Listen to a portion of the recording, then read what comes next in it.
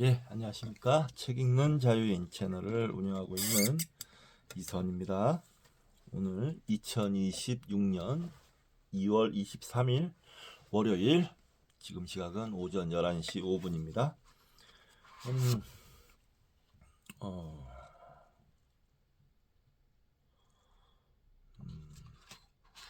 여기 이번 시간은 예고해 드렸던 대로 죽음의 부정, 어니스트 베커, 노승영, 옹김, 도서출판 복복서가에서 나온 책입니다. 어니스트 베커는 전에 소개시켜드린 적이 있으니까요. 간단히 넘어가겠습니다. 어니스트 베커 1924년에서 1974년까지 생존하셨고요. 문화 인류학자 이고요. 교수, 외교관으로도 일했고 교수로도 활동했습니다. 자, 시작하겠습니다.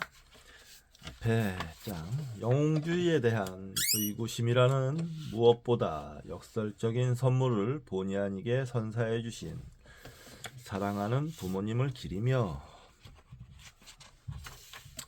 비웃거나 한탄하거나 혐오하지 말고 오직 이해할 것. 스피노자. 차례 2023년판 서문 브라이언 그린, 이 사람 물리학자죠. 서문 샘킨 철학자, 저자 서문. 1장 머릿말, 인간 본성과 영웅적인 것. 일부 영웅주의의 심층 심리. 2장 죽음의 공포. 3장 정신분석학 기초개념의 재정립. 4장 필수적 거짓으로서의 인간 성격. 5장 정신분석과 키르케고르. 6장 프로이트의 성격 문제를 재조명하다. 2부 영웅주의의 실패. 7장 인격이 부리는 주술, 부자유의 핵심. 8장 오토랑크 키르케고르 정신분석의 완결. 9장 정신분석의 현재 결과. 10장 정신질환의 원인. 3부 회고와 결론, 영웅주의 딜레마. 11장 정신분석과 종교, 영웅적 개인이란 무엇인가.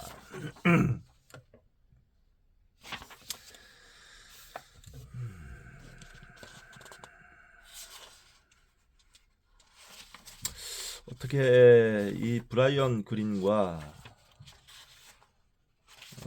샘킨의 서문을 먼저 읽어보도록 하겠습니다. 왜냐하면 이 책을 이해하는데 도움이 될 것 같아서 그렇습니다. 이 브라이언 그린 이 분의 책은 저도 몇 권 가지고 있는데, 우주의 구조 하나요? 예, 이런 책들. 저 책은 읽다가 말았는데 재밌긴 했었어요. 자, 시작하겠습니다. 물리적 실제의 성질을 탐구한 사상가 중에서 가장 통찰력이 뛰어난 사람이라 할 알베르트 아인슈타인이 말했다. 무한할지라도 모르는 것이 딱 두 가지 있는데 바로 우주와 인간의 어리석음이라고. 그러고는 이렇게 덧붙였다. 우주가 무한한지는 확신하지 못하겠다고. 우주가 무한한지는 확신하지 못하겠다고. 우스갯소리였겠지만 인간 본성의 핵심에 놓인 심란한 이중성을 적나라하게 표현한다. 인류가 베토벤과 섹스피어처럼 초월적 경지로 올라갈 수도 있고 끝없는 권력욕과 지배욕 때문에 동족을 사륙하는 지경까지 내려갈 수도 있다는 것.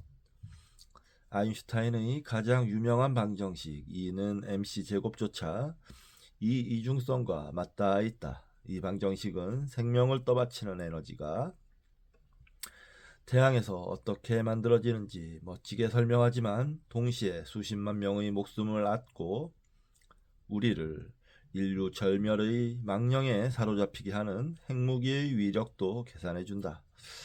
이중성이 안무하는 춤은 초월과 죽음을 오간다. 초월과 죽음은 인간에게만 있는 조합으로 아마도 우리를 인간이게 하는 결정적 특징이며, 넓게 보자면 인류가 진화하는 과정 어디에선가 생겨났을 것이다. 인정사정 없는 생존 투쟁에서 인류가 승리한 비결은 우리 머릿속에 들어있다. 1천억 개의 신경세포가 복잡하게 얽힌 100조 개의 시냅스 연결을 이루는 축축한 덩어리인 인간 두뇌는 지구상의 다른 어떤 생물도 엄두를 내지 못하는 인과추론, 집단협력, 창의적 이론화를 해낼 수 있다. 종 차원에서 우리는 경쟁자들을 능가하는 마음을 개발하여 죽음을 벗어났으며, 그 마음들은 계속 성숙하여 우리가 별에 도달할 수 있음을 입증하기에 이르렀다. 하지만 이런 정신적 재능과 나란히 발달한 또 다른 능력이 있다. 대부분의 생물은 순간을 살아가며 오로지 지금 여기에만 정신이 팔려 있지만 인간은 다르다. 우리는 순간 너머로 지금의 바깥쪽으로 스스로를 내보내는 능력이 있으며, 순간의 제약에서 벗어나 과거를 성찰하고 미래를 상상한다. 시간을 넘나들 수 있는 마음이 생존에 유리하다는 것은 분명하다. 과거 경험을 토바보면서 교훈을 얻을 수도 있고, 미래의 만남을 예상하거나 심지어 예행 연습을 할 수도 있다. 하지만 이런 시간적 유연성에는 암울한 깨달음이 따른다. 먼 미래를 상상하면 태양이 여전히 떠오르지만 그 세계에 우리는 존재하지 않는 시간을 떠올리게 된다. 이것은 가슴 저미는 자각이며 어니스트 베커가 남긴 기념비적 저작 죽음의 부정의 핵심이다.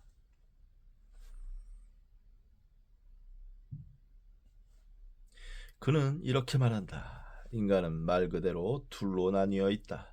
위풍당당하게 우뚝 솟아 자연으로부터 돋보인다는 점에서 자신이 독보적임을 자각하면서도 눈멀고 말문이 닫힌 채 1m 아래 땅속으로 돌아가 영영 썩어 사라진다.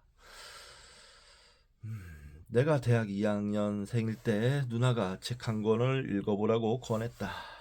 인류는 모든 사람이 필멸자라는 독특한 인식을 가지고 있는데, 이런 인식의 관점에서 볼 때 인류 본성을 탐구한 책이라고 했다. 누나도 알고 있었듯 나는 물리학을 전공하긴 했어도 쿼크와 퀘이샤를 그 자체로 흥미를 느껴서 이해하고 싶었다기보다는 물리적 실제를 더 깊이 파악하는 것이 장엄한 우주적 질서 속에서 우리의 위치를 이해하는데 어떤 의미가 있을지 파악하고 싶었다. 누나는 베커의 책이 그 여정에 도움이 될 거라 생각했다. 누나는 옳았다. 아주 정확히 옳았다. 나는 인간 동기를 하나의 포괄적 개념으로 설명할 수 있다고 믿지 않지만, 우리가 개인과 사회로서 행하는 일들이 죽음에 대한 고통스러운 자각을 가라앉히려는 시도라는 베커의 주장을 접한 뒤 나 자신의 탐구열을 올바른 관점에서 바라볼 수 있었다. 수학 방정식에 매혹되는 것과 기본적 물리 법칙을 발견하려는 희망을 품는 것은 시간을 초월하려는 특별한 방법이요, 소멸하거나 부패하지 않으려는 갈망이요, 죽을 운명을 가로 열고 적어도 상징적으로 가로 닫고 부정하려는 시도임을 깨달았다. 에피파니를 많이 경험한 적은 없지만 그때의 깨달음은 분명 에피파니였다. 여기서 에피파니는 신적인 진리나 초월적인 진리를 깨닫는 것이라고 합니다. 물리학과 수학은 나의 개인적 불멸 기획이었다.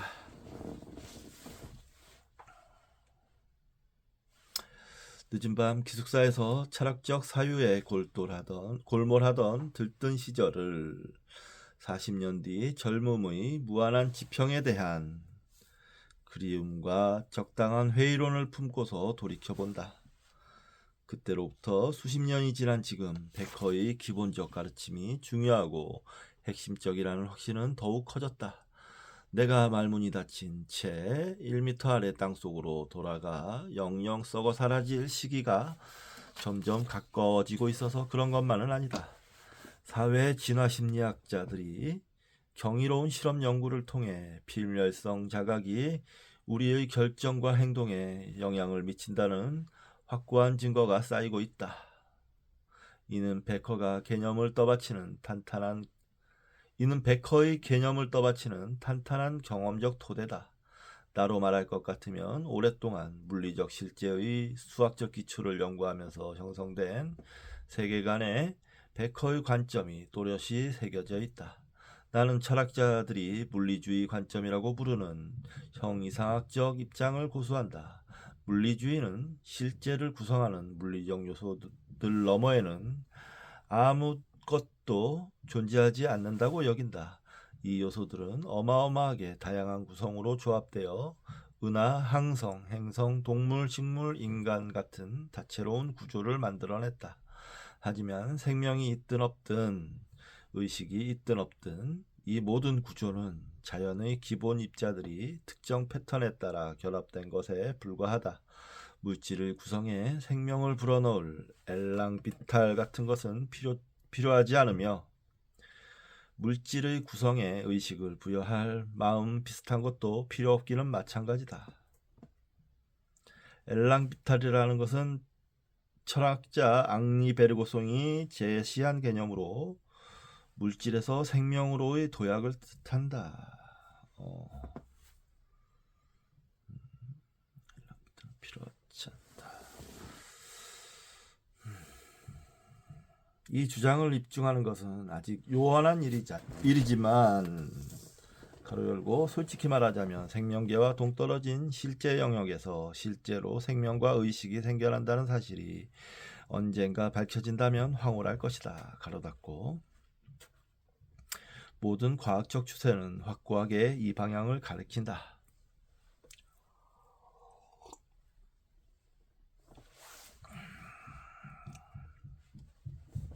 다윈과 그가 불러일으킨 놀라운 생물학적 통찰은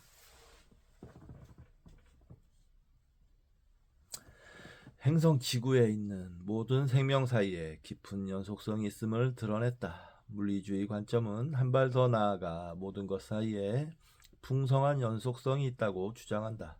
당신과 나, 바위 모두 전자양성자, 중성자로 이루어졌다. 다른 점은 입자가 어떻게 구성되었는가 뿐이다. 바위를 이루는 입자들의 기본적 배열은 바위의 행동을 제약한다. 바위가 가만히 있는 것 말고는 할 수 있는 일이 별로 없는 것은 이 때문이다. 이에 반해 당신과 나를 이루는 입자들의 복잡하고 고도로 세련된 배열은 풍성한 행동의 레퍼토리를 만들어낸다. 하지만 오해하지 말라.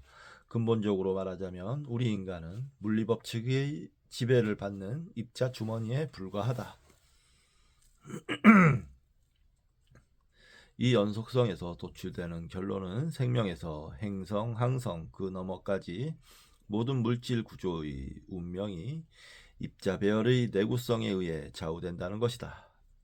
그렇다면 이런 본질적 질문이 제기된다. 입자들의 질서정연한 구성 중에서 무한정 지속될 수 있는 것이 있을까?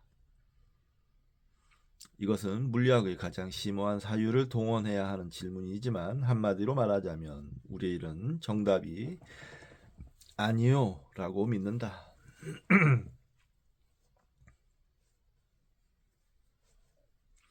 연력학 제2법칙에 따르면 질서는 궁극적으로 붕괴하여 무질서가 되며 아무리 튼튼하고 아무리 붕괴에 저항하더라도 모든 것은 결국 부서진다.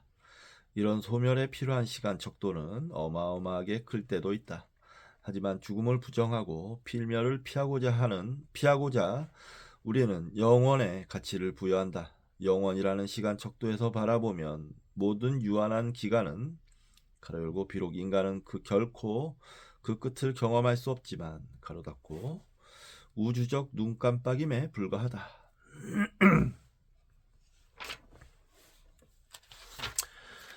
질서정연한 구조가 무너지는 과정은 무척 다양하지만 먼 미래의 모든 행성과 모든 항성과 모든 은하와 모든 블랙홀과 나머지 모든 복잡한 물질 배열은 맹렬히 불타든 가로 열고 우주 팽창이 역전된다면 가로 닫고 격렬히 찢기든 가로 열고 우주 팽창 속도가 극적으로 빨라진다면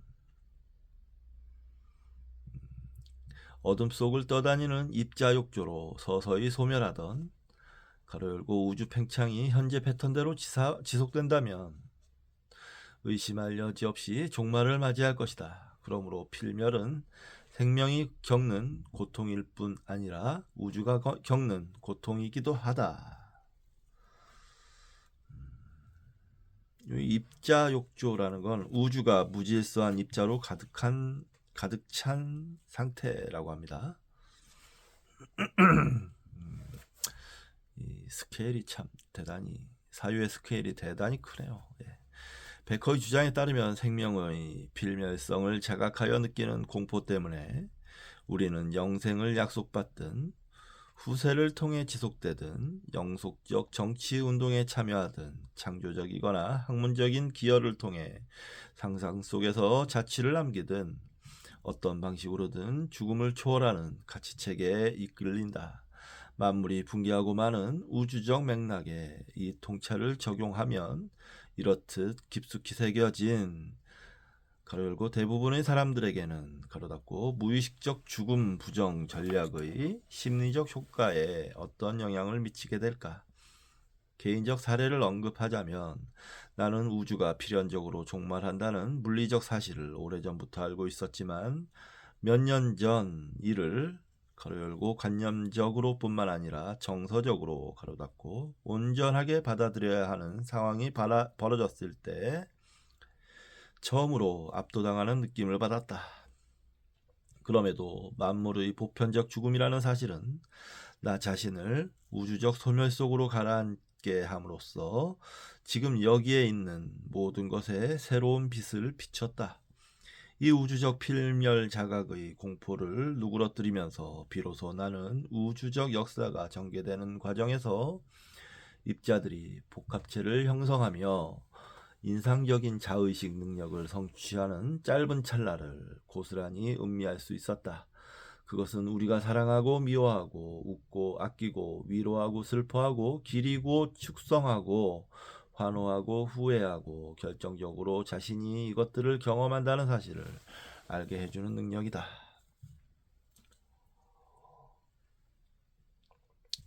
이 사실을 깨닫고 무엇도 영속하지 않음을 인식하면서 나는 발견되길 기다리는 거대한 목적, 거대한 설계 같은 것은 존재하지 않음을 진심으로 받아들이게 되었다. 인간 조건을 이해하려는 탐구는 우리의 특별한 입자 배열이 남다른 능력을 선사한다는 사실을 찬미하는 방향으로 바뀔 수도 있고 바뀌어야만 한다. 우리는 몸과 마음, 이성과 감정으로 실제를 탐구할 수 있다.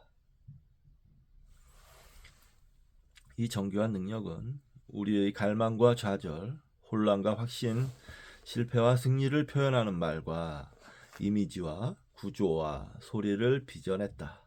인간이 오랜 세월을 거치며 피라미드를 건설하고 피타고라스 정리를 유도하고 나단조 미사곡을 작곡하고 운동 법칙을 수립하고 모나리자를 그리고 장엄한 9번 교향곡을 세상에 선사하고 햄릿과 보바리 부인과 전쟁과 평화를 쓰고 상대성 이론과 양자역학을 규명하고 달에 로켓을 쏘아보내고 빅뱅 직후의 시간까지 거슬러 올라갈 수 있었던 것은 이 능력 덕분이다.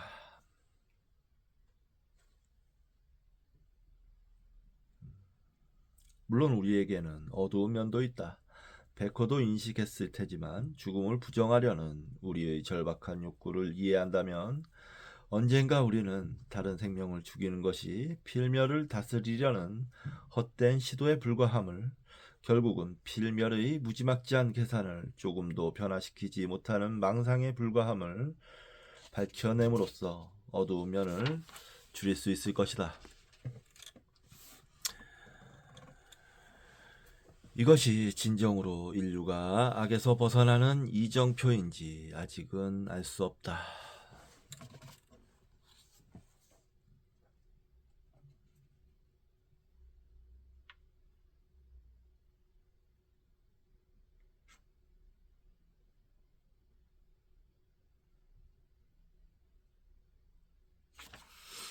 하지만 어둠 위에는 초월적인 것이 떠있다. 그러한 초월은 우리의 입자배열이 위대한 아름다움을 창조하고 위대한 신비의 빛을 비추고 위대한 경이로움을 경험할 수 있다는 부정할 수 없는 증거다. 물리 법칙의 지배를 받는 입자주머니가 이 모든 일을 해낼 수 있다는 사실에 감사하는 마음이 가득 차오른다. 그것은 인류 이야기의 가로 열고 찰나적 일지언정 가로 닫고 작은 일부인 것에 감사하는 마음이며 아무리 우려스럽고 덧없고 헛되더라도 인간이 존재한다는 것에 감사하는 마음이다. 브라이언 그린 물리학자.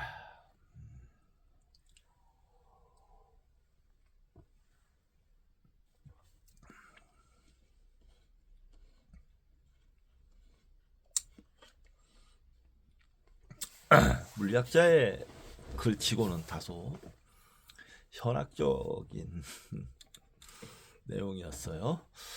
자, 그 다음 또 다른 서문을 읽어보겠습니다. 철계 철학자 샘킨의 서문인데요. 어니스트 베커의 병실을 찾아갔을 때 그가 맨 처음 꺼낸 말은 이렇다. 최후의 순간에 절 찾아오셨군요. 제가 죽음에 대해 쓴 모든 것을 드디어 검증할 때가 되었습니다. 사람이 어떻게 죽는지, 어떤 태도를 취하는지 보여줄 기회가 찾아온 거죠. 제가 과연 존엄하고 인간답게 죽음을 맞이하는지, 죽음에 대해 어떤 생각을 하는지, 어떻게 죽음을 받아들이는지 보여드리겠습니다.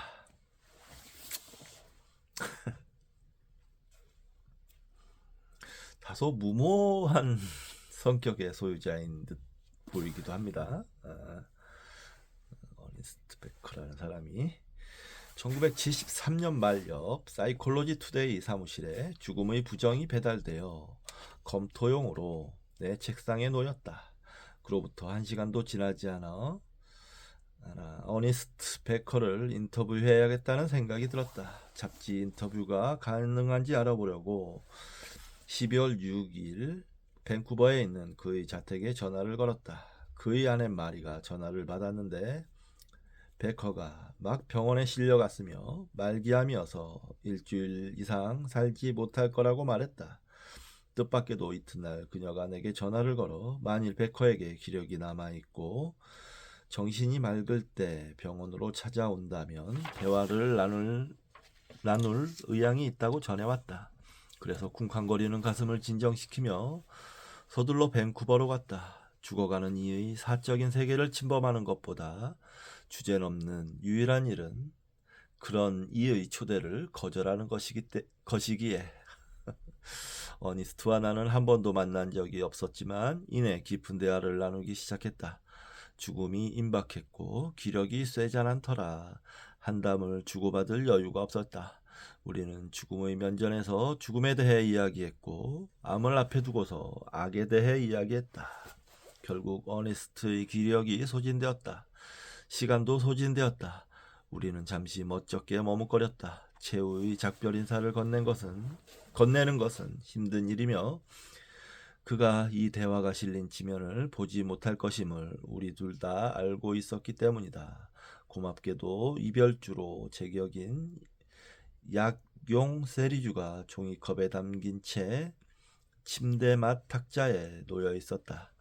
함께 세리주를 마신 뒤 나는 병실을 나섰다. 4반세기 전 그날은 내 죽음의 따라서 내 삶의 신비를 대하는 태도를 정립한 결정적 계기였다. 어니스트의 용기 있는 모습, 고통이라는 대가를 치르며 얻어낸 명료함, 한 계절 동안 죽음을 붙들어 둔 사상에 대한 열정은 평생 잊지 못할 것이다. 그런 사람이 죽음의 영웅적 고통을 겪는 장면을 목격한 것은 내게 특권이었다. 베커는 사후에 우리 시대의 위대한 영적 지도 제작자이자 영혼을 치료하는 지혜로운 의사로 널리 평가받았다. 그가 처방한 쓴 약, 가로 열고 필연적 죽음의 공포에 대한 사색, 가로 닫고 쓴 약이 역설적이게도 필멸성에 감미로움을 더하는 약재임을 우리는 내키지 않지만 조금씩 받아들이기 시작했다. 죽음의 부정과 악에서 벗어나기에 나타난 베커의 철학은 네 가닥의 끈으로 꼬은 수술이다. 첫 번째 가닥. 세상은 끔찍하다. 아무리 좋게 보려 해도 자연에 대한 베커의 해석은 월트 디즈니와 공통점이 거의 없다. 어머니 자연은 이빨과 발톱을 피로 물들인 채 자신의 피조물을 찢어 발기는 잔혹한 암캐다. 이 이빨과 발톱을 피로 물들이다, 이거는 종의 기원에서 다윈이 썼던 표현이죠. 베커 말 맞다나 우리가 살아가는 창조 세계에서 유기체의 일상적 활동은 온갖 종류의 이빨로 물어뜯고 식물의 줄기와 동물의 살과 뼈를 어금니로 지디기고 기뻐하며 육지를 개걸스럽게 식도로 내려보내고 먹이의 정수를 자신의 체제에 통합하고 그러고 나서 악취와 가스를 내뿜으며 잔여물을 배설하는 것이다. 예. 유기체의 일상적 활동 맞죠? 두 번째 가다. 인간 행동의 기본적 동기는 자신의 기본적 불안을 다스리고 죽음의 공포를 부정해야 하는 생물학적 욕구다. 인간이 불안할 수밖에 없는 이유는 죽을 운명인 세상에서 결국 무력하고 버려진 신세이기 때문이다. 이것이 공포의 근원이다. 무에서 생겨나 이름, 자의식, 깊은 내적 감정, 삶과 자기 표현에 대한 고통스러운 내적 열망을 가지는 것, 이 모든 것을 가지고도 죽어야 한다는 것.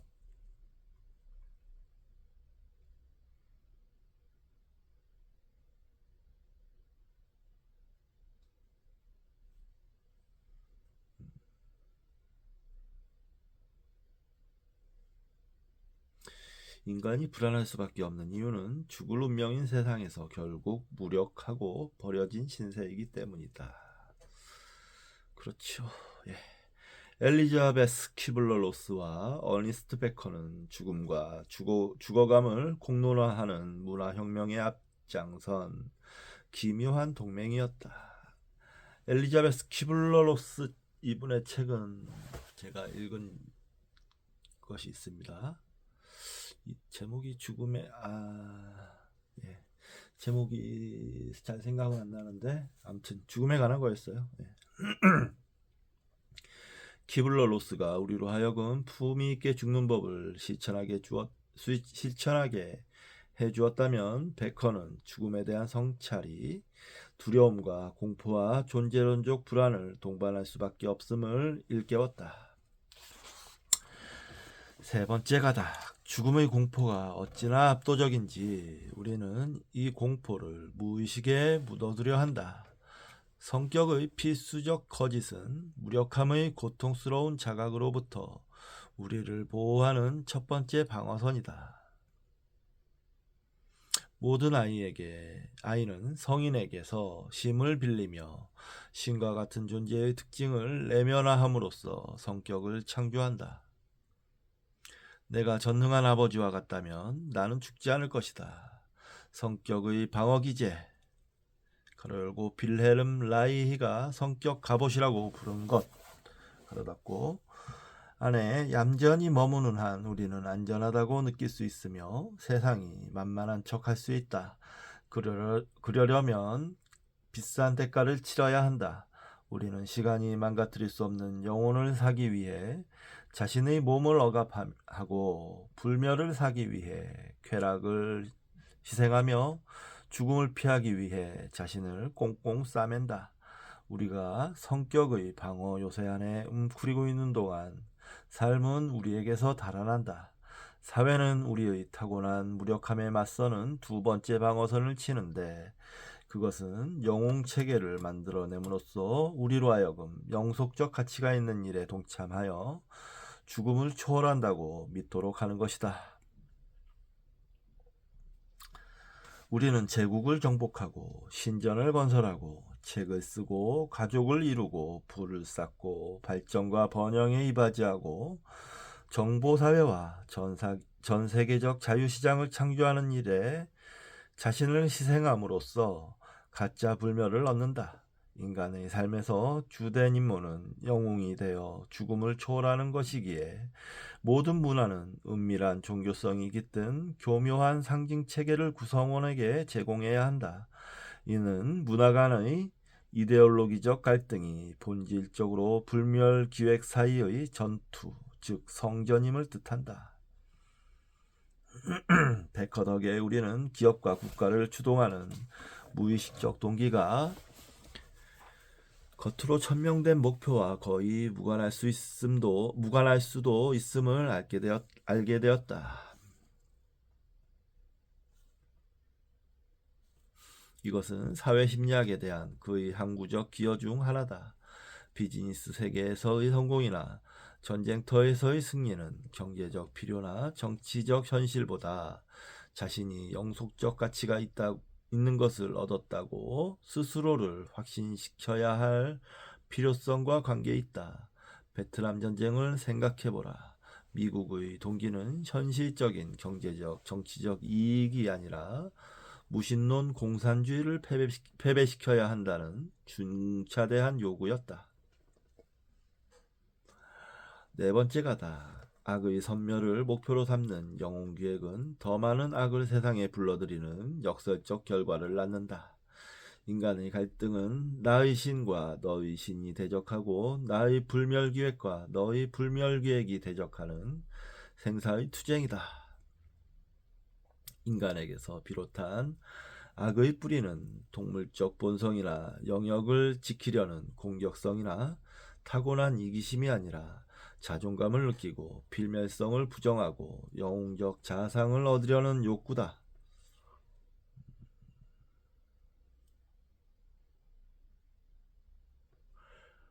필성을 부정하고 영웅적 자상. 최고를 향한 욕망이야말로 최악을 낳는 원인이다. 우리는 세상을 청소하고 완벽하게 하고 민주주의나 공산주의로부터 안전하게 지키고 신의 적으로부터 정화하고 악을 섬멸하고 인간의 눈물에 바래지 않고 석고도시인 천년왕국을 세우고 싶어한다. 어쩌면 베커의 가장 위대한 업적은 악의 학문을 창조한 것인지도 모르겠다. 그는 우리가 어떻게 전쟁, 인종청소, 집단살해 같은 불필요한 악을 만들어내는지 이해하는 새로운 방법을 제시했다. 유사일에 인류가 가로 열고 카를 융이 그림자 측면이라고 부른 가로 닫고 열등감, 자기중호, 죄책감, 적대감에 대처한 방법은 이를 적에게 투사하는 것이었다. 전쟁이 세상을 정화하는 사회적 제의이며 그 제의에서 적의 추악하고 위험한 무신론자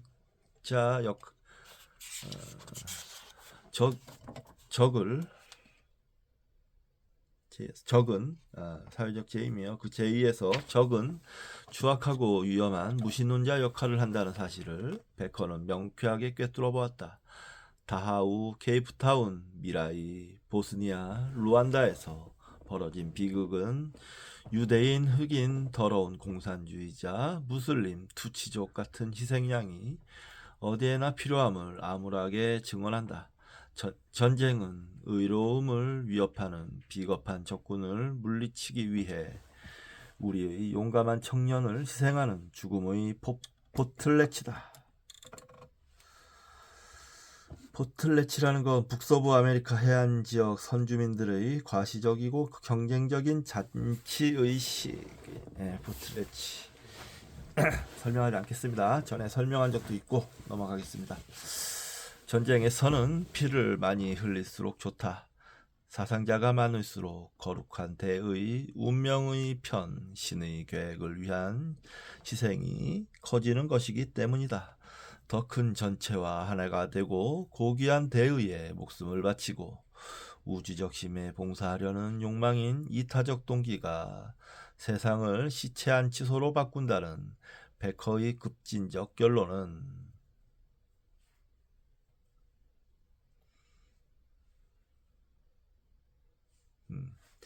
모든 사람에게 또한 모든 나라에게 심란하고도 혁명적인 물음을 던진다. 우리는 자신이 영웅적이라는 확신을 얻기 위해 어떤 대가를 치르고 있는가? 베커가 대중에게 읽히지 않는 이유 중에서 의심할 여지 없는 한 가지는 이것이다. 우리는 자신이 의롭다는 확신을 사기 위해 기꺼이 손에 피를 묻히는데 베커는 이런 모순을 까발려 우리를 부끄럽게 한다. 그는 우리가 자신의 벌거벗었음을 부정하며 영광을 입으려는 욕구 때문에 황제가 벌거숭이임을 인정하지 못한다는 사실을 폭로한다. 인간 조건을 이토록 암울하게 진단한 뒤에 베커가 내리는 처방이 임시방편에 불과한 것은 놀랄 일이 아니다. 기적의 치료약, 인간의 신격화, 계몽된 미래, 이성의 승리는 결코 기대할 수 없다. 베커는 파괴적이지 않은 영웅주의의 두 가지 유형을 제시한다. 사회 일반에 대해 우리가 바랄 수 있는 최선은 무의식적 개인으로 이루어진 대중이 전쟁의 도덕적 등가물을 만들어내는 것이다. 인간학에서 밝혀낸 바 사회는 언제나 수동적 신민, 강력한 지도자, 가로 열고 우리가 죄책감과 자기증오를 투사하는 적, 가로 닫고 적으로 이루어진다. 이 사실을 알면 객관적 증오를 발전시킬 수 있다. 우리가 증오해야 하는 것은 인간 희생양이 아니라 빈곤, 질병, 억압, 자연재해 같은 비인격적 대상이다. 증오는 불가피하지만 여기에 지성과 지식을 접목하면 파괴적 에너지를 창조적 에너지로 돌릴 수 있을지도 모른다. 남다른 개인은 지혜에 이르는 고대의 철학적 길을 걸을 수 있다. 소크라테스처럼 베커도 우리에게 죽음을 연습하라고 권고한다. 죽음에 대한 자각을 기르면 미망에서 깨어나고 성격 갑옷을 벗고 공포를 의식적으로 직면할 수 있다. 이 자기 분석의 길을 따르는 실존적 영웅이 평균적 인간과 다른 점은 자신이 사로잡혀 있음을 안다는 것이다. 그는 성격의 미망 속에 숨지 않고 자신의 무력함과 연약함을 직시한다. 미망에서 깨어난 영웅은 대중문화의 상투적 영웅상을 거부하고 우주적 영웅주의를 받아들인다. 그러면 무비판적이고 자기방어적인 의존의 사슬을 떨쳐버리고 선택과 행위의 새로운 가능성, 변화와 끈기의 새로운 형식을 발견하는 진정한 기쁨을 누릴 수 있다. 죽음을 자발적으로 의식하며 살아감으로써 영웅적 개인은 절망을 선택할 수도 있고 키에르케고르적 도약을 단행하여 우주에 깃든 신성 불가침의 활력을 믿을 수도 있다. 우리가 알지 못하는 이 생명의 신이 품고 있는 신비한 목적은 우주적 진화의 장대한 드라마로 표현된다. 몇몇 사람들이 부족주의와 국가주의의 길고 어두운 밤에서 깨어나 틸리히가 말하는 초도덕적 양심, 가로 열고 민족적이기보다는 보편적인 윤리, 가로 닫고 양심을 기르고 있다는 징조가 보인다. 베커의 책이 인정받는 것도 그런 징조 중 하나다. 우리의 미래 임무는 개개인이 지구촌이라는 친족 연합의 구성원이 된다는 것의 의미를 탐구하는 것이다. 우리가 자유를 악용하여 옹졸하고 부족적이며 편집증적인 성격으로 자신을 감싸 더 피비린내나는 유토피아를 건설할지, 버려진 자들을 모아 공감의 공동체를 이룰지는 여전히 미지수다. 인간이 자유의 수단을 소유하는 한 미래에 대한 모든 희망은 가정법으로 진술해야 한다. 어떤 전문가도 인류가 번성할지 몰락할지 예측할 수 없다. 우리는 악의 지배를 늘리는 쪽을 선택할 수도 있고 줄이는 쪽을 선택할 수도 있다. 내일의 대본은 아직 쓰이지 않았다. 결국 베커가 우리에게 남긴 희망은 지독하게 연약하고 놀랍도록 강력하다. 그는 말한다. 우리를 추한 몰골로 살게 하는 것은 위장된 공포이지 자연적인 동물적 본성이 아니다. 이 말은 악 자체를 비판적 분석에 또한 생각건대 이성의 지배에 회부할 수 있다는 뜻이다.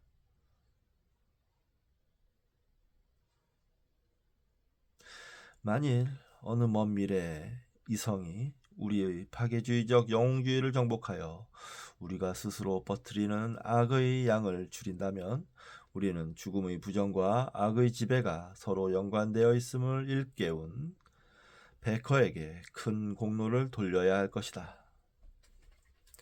베커의 연구가 철학자, 사회학자, 심리학자, 신학자에게 어떻게 활용되고 계승되는지 궁금한 사람은 어니스트 베커 재단을 통해 소식지와 강연 및 대회 공지를 받을 수 있다. 샘 퀸, 철학자. 자, 이제부터는 저자 서문입니다. 저자 서문까지는 읽어야 될 것 같아요. 잠시 쉬었다가 저자 서문만 읽고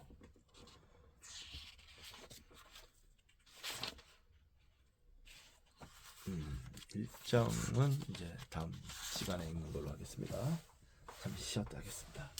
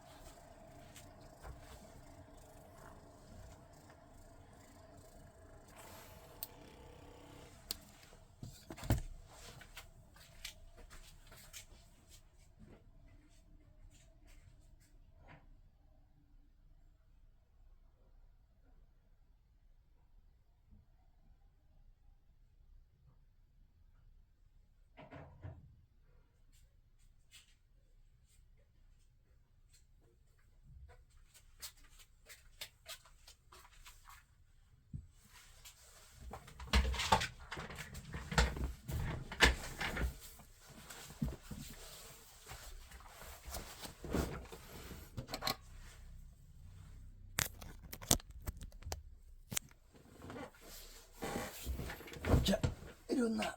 그렇지. 우짜.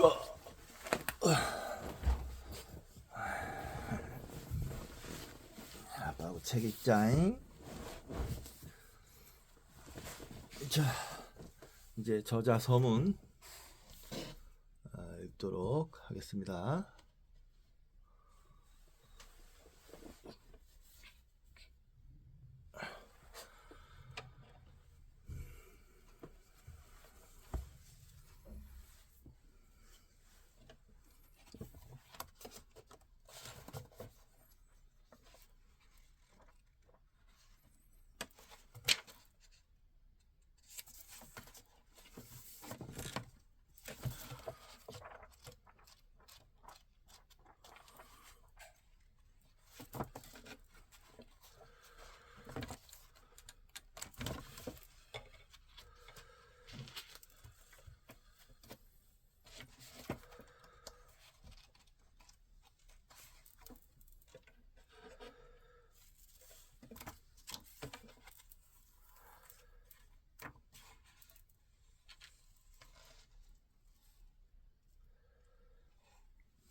자, 저자 서문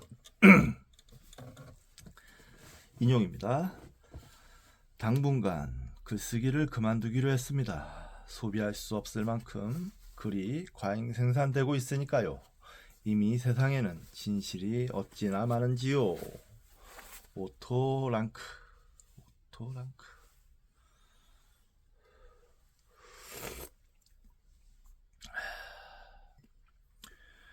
존슨 박사가 말하길 죽음을 앞두면 놀라운 집중력을 발휘할 수 있다지만 이 책의 주된 논지에 따르면 그것은 약과다. 죽음의 관념, 죽음의 공포는 인간이라는 동물을 무엇보다 사납게 뒤쫓는다. 죽음은 인간 활동의 주된 원동력이다. 이 활동의 목표는 대체로 죽음이라는 숙명을 피하고 죽음이 인간의 최종 목적지임을 부정함으로써 죽음을 극복하는 것이다. 저명한 인류학자 A.M. 호커트는 이렇게 주장했다. 원시인은 죽음의 공포에 시달리지 않았고 인류학적 증거를 면밀히 검토하면 죽음이 기쁨과 축제를 동반하는 경우가 많음을 알 수 있으며 죽음은 두려워하기보다는 전통적인 아일랜드 경야에서 보듯 축하할 사건이었으리라고. 호커트는 원시인이 현대인에 비해 유치하며 현실에 공포를 느낀다는 통념을 반박하고자 했다. 원시인에 대한 이러한 재조명은 이제 인류학자들에게 널리 받아들여지고 있다.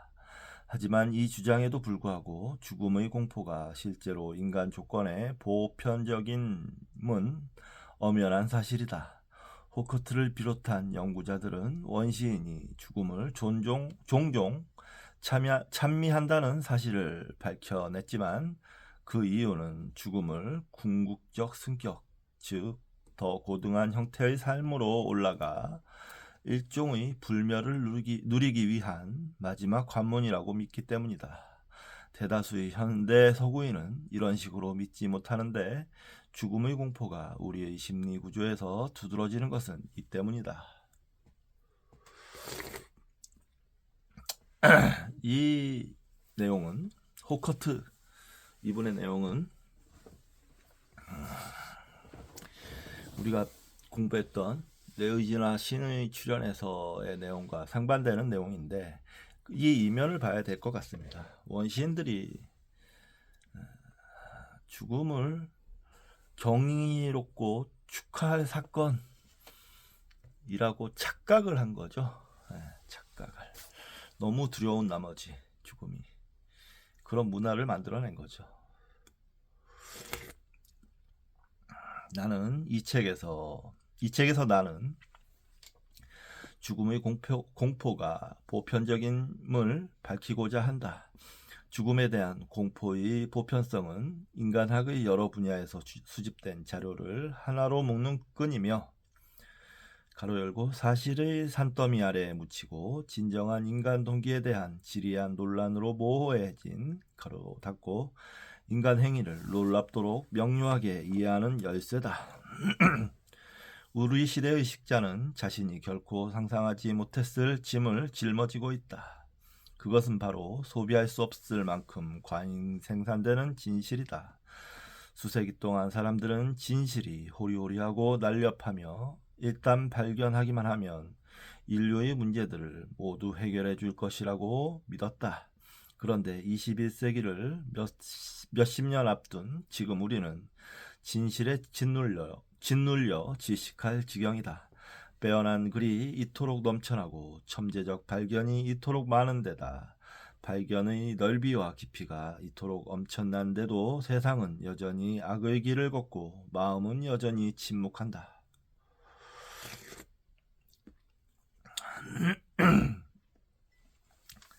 1904년 세인트루이스 세계 박람회에서 이름난 과학학술대회가 열렸는데 근처에서 신무기를 시연하는 소음 때문에 연사의 목소리가 들리지 않았다고 한다. 마치 미래는 군사가 아니라 과학에 달렸다는 듯 연사는 달갑지 않은 회방꾼을 깔보면서도 너그러운 태도를 취했다. 하지만 1차 대전은 지구상에서 무엇이 가장 우선인가를 만방에 보여주었다. 올해, 그러니까 1973년입니다. 세계 국방 예산이 2040억 달러인 것을 보면 우선순위는 여전히 분명하다. 이 땅을 살아가는 인간의 삶의 조건은 어느 때보다 열악한데 말이다. 독자 여러분은 이런 의문이 들지도 모르겠다. 그렇다면 쓸모없이 과잉 생산되고 있는 글무더기에 왜 두툼한 책 한 권을 보태는 거냐고. 물론 여기에는 취미, 이끌림, 끈질긴 희망 같은 개인적인 이유들이 있다. 경험의 통합을 향한, 형상을 향한, 더 큰 의미를 향한 충동인 에로스도 빼놓을 수 없다. 내 생각에 지식이 쓸모없이 과잉 생산되는 한 가지 이유는 사방에 흩뿌려진 채 중구난방 울려 퍼지기 때문이다. 지식의 하찮은 단면들이 터무니없이 부풀려지는가 하면 중대한 세계사적 통찰은 눈길을 끌지 못한 채 처박힌다. 이것은 박동하는 생명의 중추가 없기 때문이다. 노먼 오 브라운은 위대한 세상에는 에로스가 더 필요하고 분쟁이 덜 필요하다고 설파했다. 지성의 세계도 마찬가지다. 다양한 입장을 통합하여 무익하고 무지한 논쟁을 해소할 수 있는 조화를 드러내야 한다. 내가 이 책을 쓴 근본적 이유는 인간과 인간 조건에 대한 견해의 바벨탑에 조화를 가져오기 위해서다. 나는 인간학에서 종교에 이르는 여러 분야의 으뜸가는 사상들을 아우르는 종합의 시대가 무르익었다고 믿는다. 나는 개인적으로 아무리 싫은 관점이라도 그 속에 진실의 고갱이가 담겨 있다고 생각되면 배척하거나 부정하지 않으려고 노력했다. 지난 몇 년 동안 인간 지식의 관건은 반대 견해를 반박하고 무너뜨리는 것이 아니라 더 큰 이론적 구조 안에 포괄하는 것임을 점차 깨달았기 때문이다.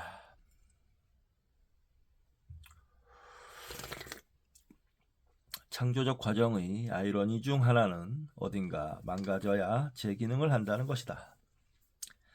자신의 연구를 돋보이게 하려면 강조점을 과장하고 진실의 다른 버전에 대해 경쟁적으로 맞세우는 수밖에 없다. 이를 바탕으로 독자적 학문 세계를 구축하다 보면 저자는 스스로 만들어낸 과장에 휩쓸리고 만다.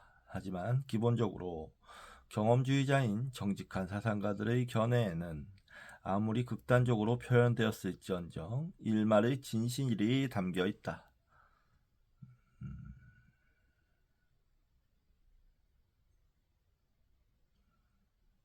문제는 과장 아래 놓인 진실을 찾아내고 지나친 교원이나 왜곡을 잘라내어 진실을 제자리에 놓는 것이다. 내가 이 책을 쓴 두 번째 이유는 지난 수십 년간 타당한 진실들을 이렇게 짜맞추면서 문제들이 나의 학문적 테두리를 넘어섰기 때문이다. 나는 프로이트와 그의 해석자와 계승자가 품은 사상과 현대 심리학의 정수라 할 만한 것을 이해하려고 노력했으며 마침내 성공을 거뒀다고 자부한다. 이 점에서 이 책은 내 학자적 영혼의 평안을 위한 시도이자 지적 사면을 위한 청원이다. 내가 쓴 최초의 성숙한 저작이라고 생각한다.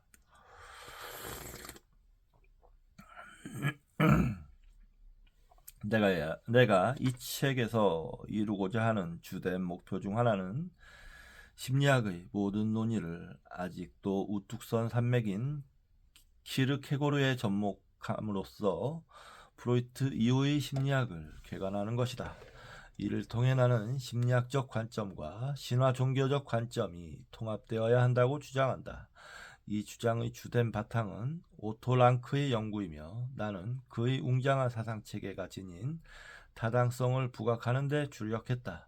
랑크의 연구는 진작 이런 관점에서 조명되어야 했다. 내가 이 점에서 성공을 거둔다면 이 책의 값어치는 다할 수 있을 것이다. 이 책에서 랑크를 워낙 지켜세우다 보니 여기서 몇 마디 해명을 해두는 게 좋겠다.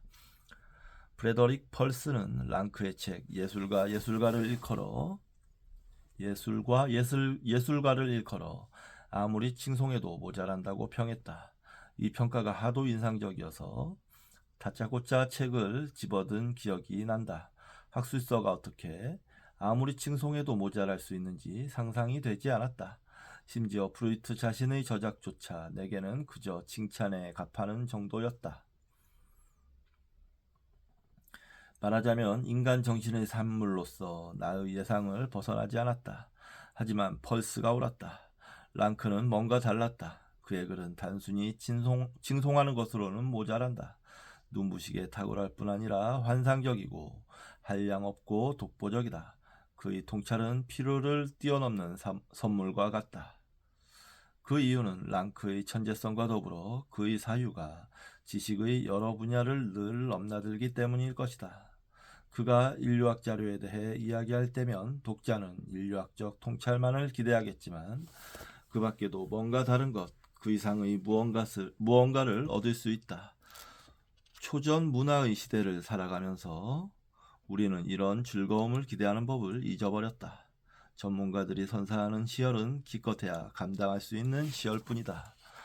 랑크와의 대면에서 내가 바라는 결과 중 하나는 독자를 그의 책으로 곧장 인도하는 것이다. 랑크를 읽는 일은 무엇보다도 대체할 수 없다.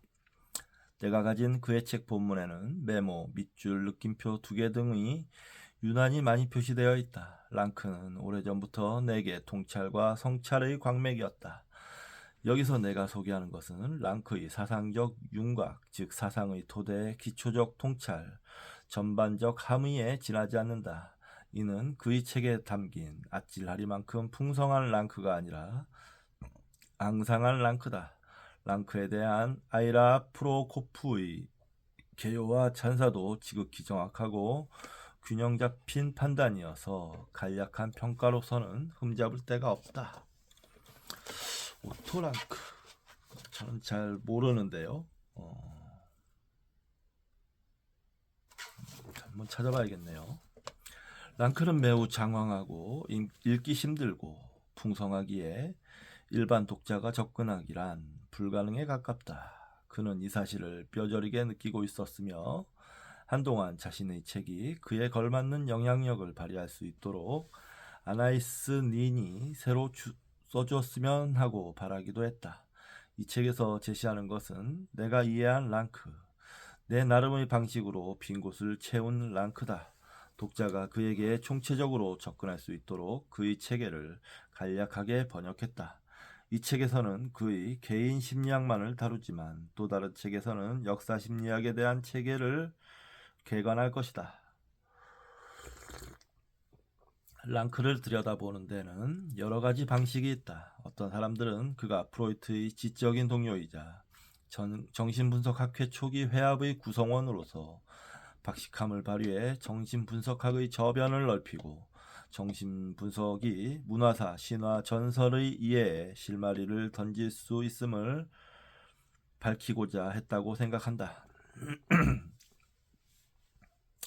가로 열고 이를테면 초기작 영웅의 탄생과 시와 전설 속의 근친상간이 그렇다. 가로 닫고 그러고는 랑크가 한 번도 정신분석을 받은 적이 없어서 자신의 억압에 점차 사로잡혀 프로이트 곁에서 누리던 안정되고 창조적인 삶에서 멀어졌으며 말년에는 개인적 불안정에 차츰 잠식되어 좌절과 고독 속에서 때이른 죽음을 맞았다고 말한다. 또 어떤 사람은 랑크가 프로이트의 극성스러운 제자로서 섣불리 독창성을 추구하다 정신분석적 환원주의에 빠지고 말았다고 생각한다. 이 판단은 거의 전적으로 그의 1924년작 출생의 외상에 바탕을 두고 있으며 대개 거기에서 논의가 끝난다. 또 어떤 사람들은 랑크가 프로이트의 명민한 측근이자 열렬한 추종자로서 프로이트에게 대학 진학을 제안받고 학비를 지원받았으며 정신분석학의 통찰을 문화사, 아동발달, 예술심리학, 문학비평, 원시적 사고 등 다양한 분야에 접목했다고 생각한다. 한마디로 랑크는 다면적이면서도 지극히 체계적이거나 자제력을 갖추지 못한 신동이었다. 지적으로 뛰어난 시어도어 라이크라고나 할까? 여기서 시어도어 라이크가 에 대한 설명이 있습니다. 프로이트의 첫 번째 제자들 중 한 명이었으나 의사 면허 없이 진료하여 정신분석가들에게 비판받았다. 하지만 이런 식의 요약은 전부 틀렸다. 알다시피 이런 평가는 대체로 정신분석학 회합 자체의 신화에서 비롯됐다. 그들은 랑크가 프로이트에게서 돌아서 자기네의 불멸 상징을 축소한 것을 가로 열고 이것은 그들의 신랄함과 편협함을 랑크 나름의 방식으로 이해한 것이다. 가로 닫고 결코 용서하지 않았다. 아닌 게 아니라 랑크의 출생의 외상은 비판자들에게 손쉬운 구실이자 그를 깎아내릴 정당한 이유가 되었다. 그 과장되고 불운한 책은 그의 공적 이미지를 훼손했다. 가로 열고 정작 랑크는 자신의 과거 주장을 재검토하여 훌쩍 뛰어넘는 논의를 전개했는데도 말이다. 가로 닫고 랑크는 단지 프로이트의 동료이자 정신분석학의 박식한 하인에 머무르지 않고 나름의 사상체계를 독자적이고 완벽하게 구축했다. 그는 어디서 시작해야 할지, 어떤 자료를 섭렵해야 할지, 그 자료들이 모두 어디를 향하고 있는지 알았다. 특히 정신분석학 자체를 꿰뚫어 보았다. 그는 정신분석학을 뛰어넘고 싶어 했으며 실제로 그렇게 했다.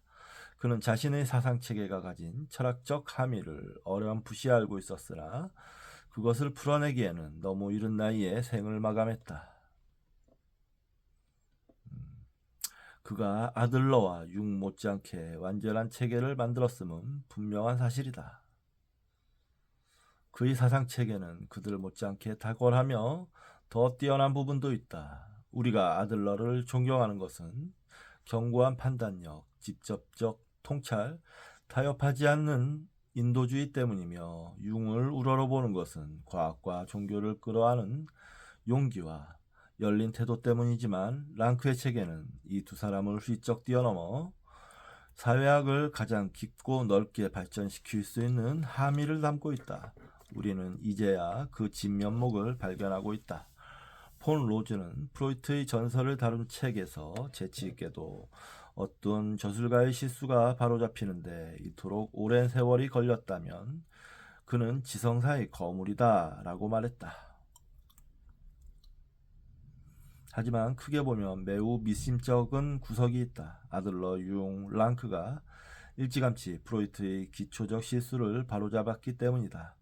그렇다면 역사가가 물어야 할 물음은 정신분석학 운동과 정신분석학 사상 자체의 성격에 또한 대중과 학자들의 마음에 무엇이 있었기에 이 같은 수정이 그토록 무시당하거나 누적적 과학적 사유의 주된 운동에서 소외되었는가다.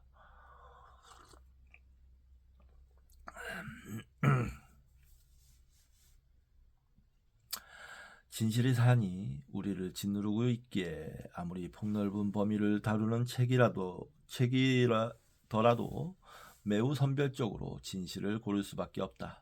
이 책에서는 많은 주요 사상가들이 그저 지나가듯 언급된다.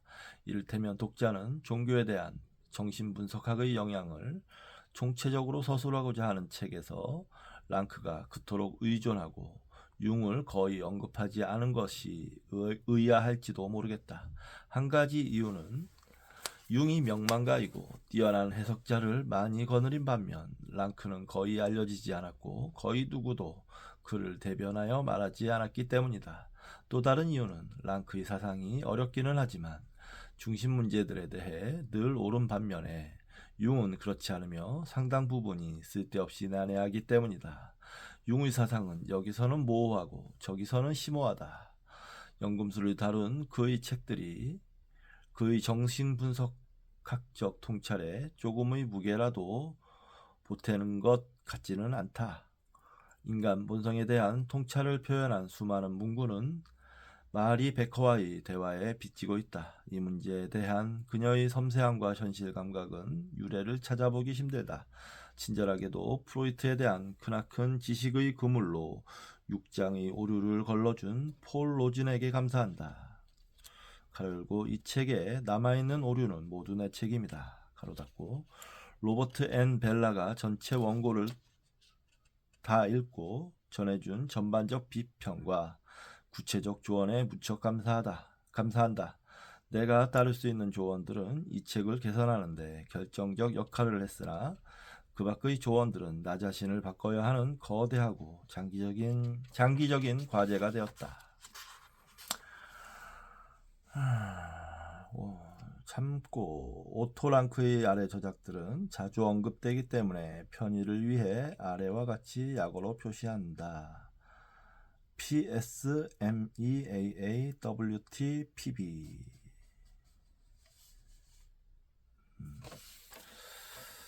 오토 랑크라 또 어떤 저에게 숙제 같은 것이 주어진 느낌입니다. 네, 한번 찾아봐야 되겠습니다.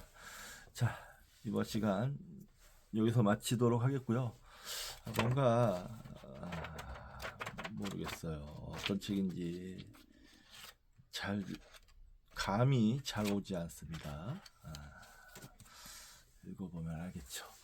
자, 이번 시간 여기서 마치고 다음 시간에 뵙도록 하겠습니다. 오늘은 이제 일하러 갔다가 와서 아마 공부를 좀 더 할 것 같습니다. 저녁 오후에. 감사합니다.